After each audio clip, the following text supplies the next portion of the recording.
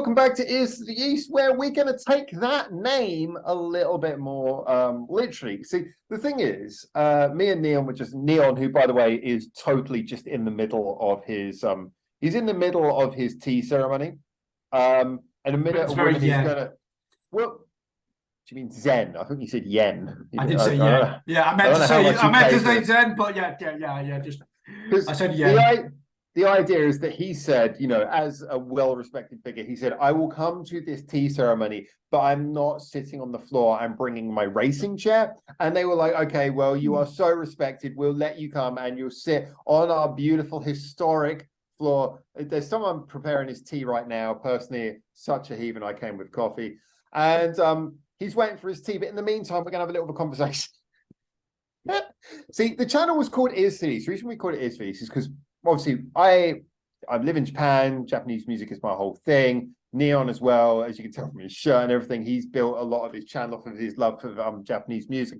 But especially with Neon's channel, he does cover other things as well. And in previous years, I have as well. And the truth is that we are actually open to more than just Japanese music. We're also occasionally talk about other things.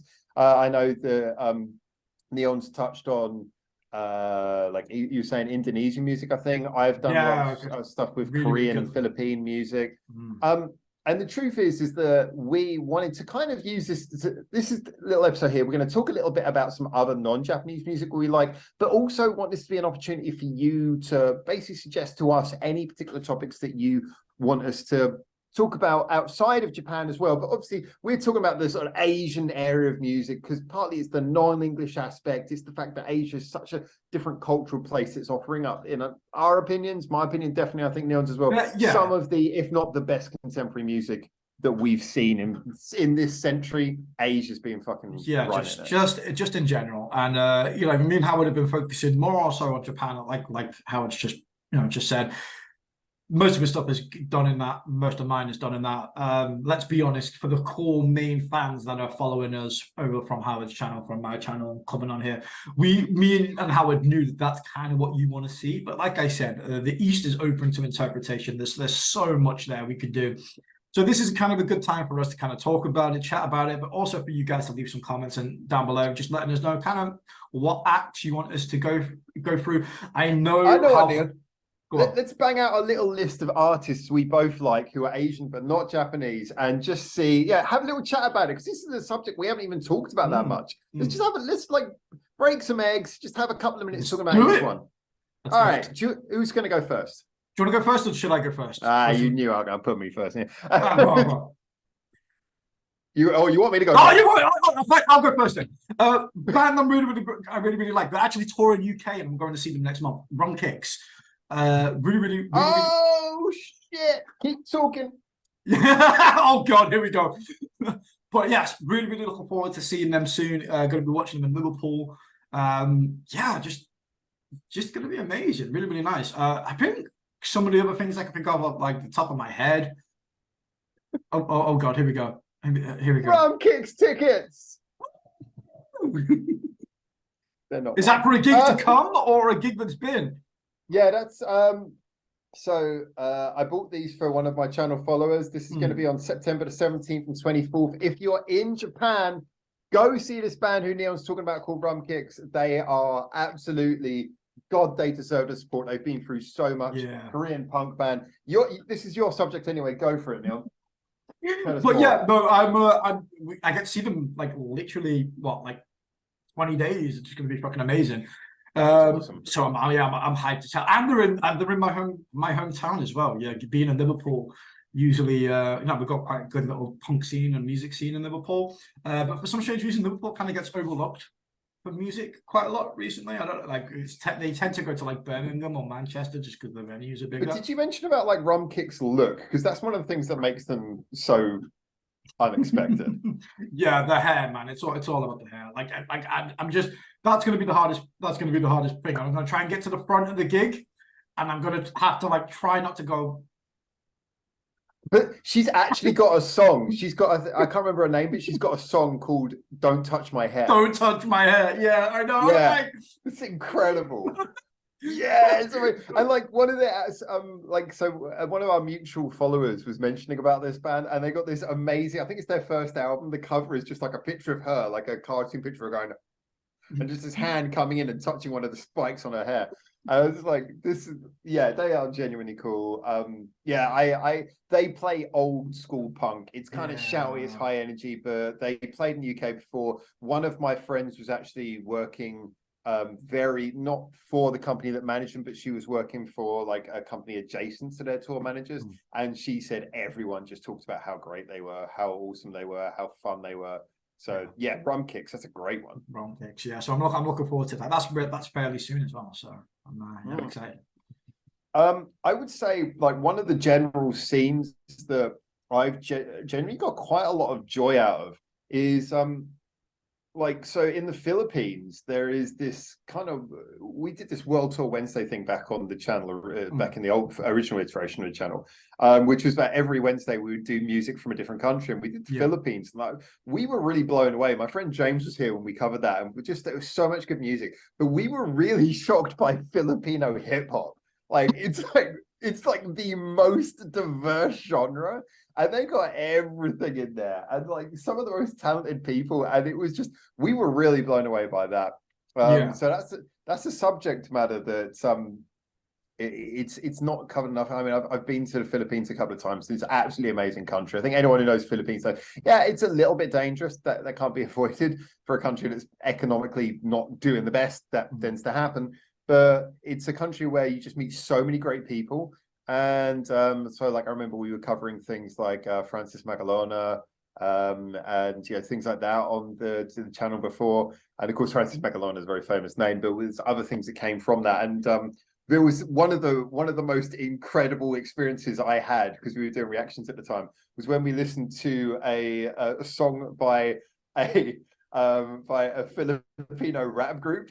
And all right, so do you remember there was that really cheesy rap song in the UK? I think it was So Solid Crew did that song 21 Seconds to Go. And all it was each one of them did a little verse and then passed it on to the other one. And it was so cheesy and it was so bad, right?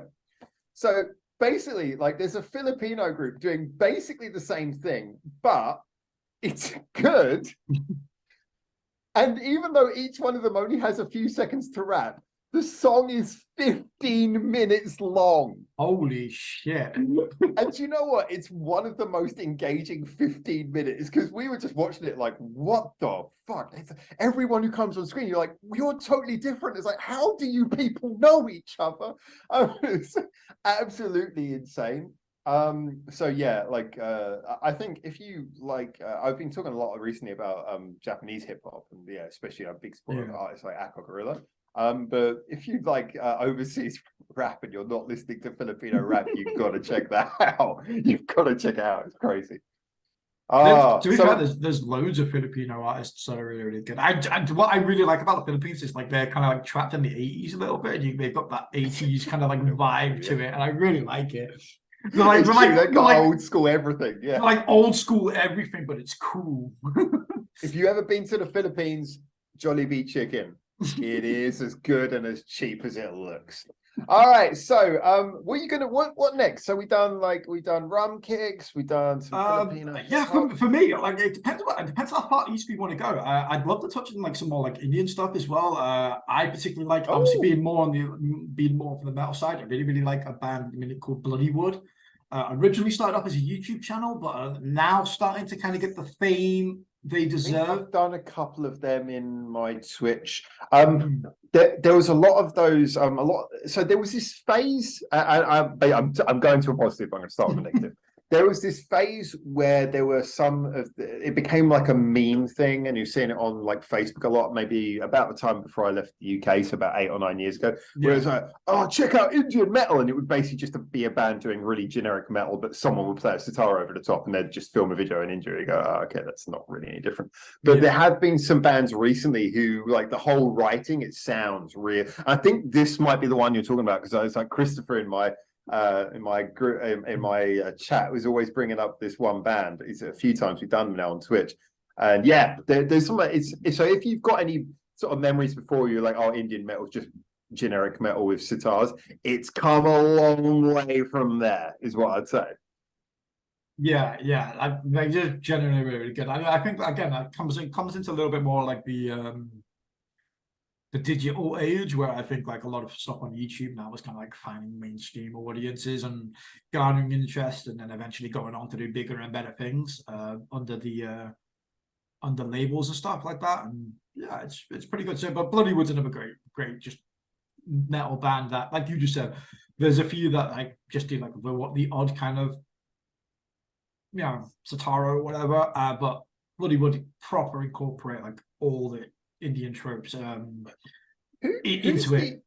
Who's the Indonesian? I think he's an Indonesian guitarist who you've covered a few times now, who seems to be like really popular. Oh, Alip Ba Ta. I keep on seeing this name. I've got to be honest, I'm not so well versed. So he's amazing. He is like really grounded. He's like a proper YouTuber. Also, shout out to my man Tap Bros out there. But he basically, like, there's nothing fancy. He sits in his room that he's lived in for ages with an acoustic guitar, that's it, and he just plays. But his finger picking style is self-taught, so it's really different to like the standard way of playing.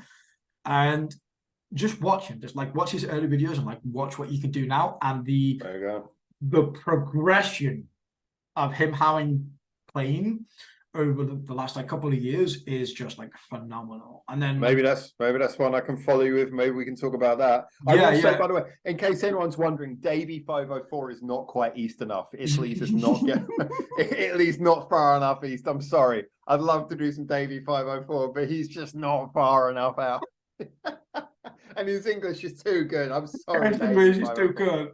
But if we did do some Davey, what he would say is subscribe to Ears of the East. I can't actively make my face stretch and compress whilst talking, otherwise I would. Who doesn't love Davey 504? Davey's awesome. So yeah, I mean, yeah, Alip's one of them. I think as a general, I mean, I've obviously the conversation of K-pop has come up a lot, and I've kind of laid into. I don't think I've laid into K-pop. I mentioned that there are certain things that I think, as a general, it's become so popular that there are certain.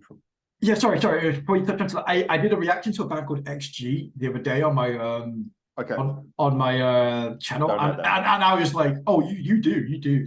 And I really liked them. I was like, hey, I really like this. And then the amount of comments in my chat was like, Howard destroyed this song.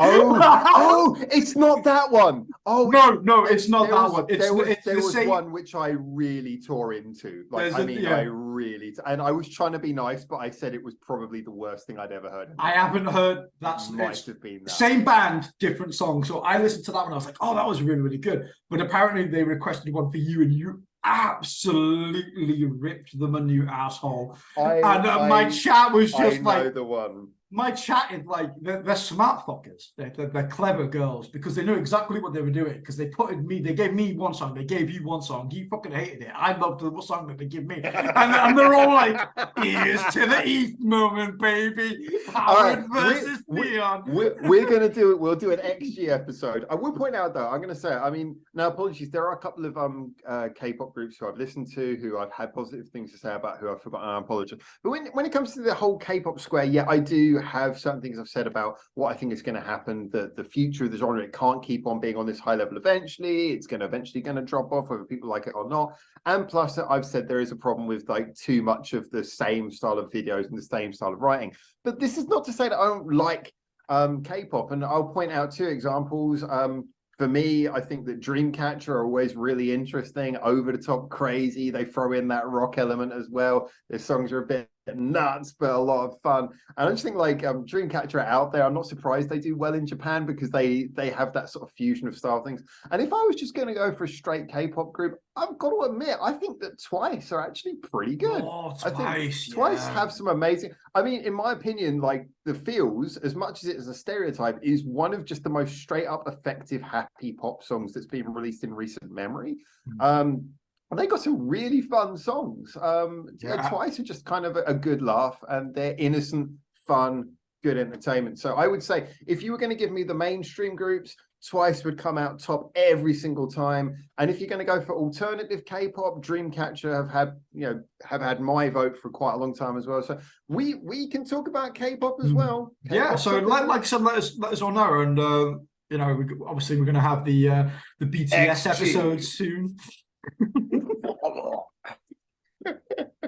Look, I'm making it too. We do talk about groups who have men in them, I swear. Alip. But yeah, like seriously, guys, this is just more of an episode you said. Like, there's plenty more things we want to talk about, and definitely there's more to the east. There's definitely more than just Japan. We know that obviously early days of the channel, we knew that was kind of like more what you guys wanted to focus on. Now we're getting more out of Howard's comfort zone, and he has to talk about other things. So he's going to be just as clueless as I am for those videos now. You sound like some kind of weeb nationalist. It's like, sorry. Well, you didn't move to the Philippines or Korea, did you? So straight for the Japanese ladies. We know what you were after. So, which I can't blame you for. I would have done exactly the same. I live life as I see it, most logically playing out for the best. So yeah. So again, guys, let us know more subject matters that you want us to talk about. Let us know more bands, more areas that you want to cover. Because we definitely want to touch into more of the subjects, obviously branch the channel off a little bit more, get more eyes on us as well, which would be really, really nice. And while we're on the subject of more eyes as well, if you do like this channel, and you do like Ears to the East, if you like the banter, if you like the conversations, the positives, the negatives, the fuck-ups, and all, go and share the channel to other people. Go and tell them, hey, there's this fun Ears to the East channel that's trying to grow, but fairly new. Go and share the channel out there. Get our name out there. If you hate your friends and you want them to hate you too, share. Exactly. Share the channel. Make sure that they. But has like your tea arrived yet? Where's your tea? Where's my what? Your tea. Oh, I drank it, mate. I've been hanging out with the Japanese samurais and ninjas. You didn't see it, but I drank the tea. I was like, they're good ninjas. I don't see shit. They are good ninjas. They blended into the background. You can't see them, but they are there. Watch. Always watching. And until we hopefully see you next time, for now, keep your ears to the east. Bye, guys. See you later.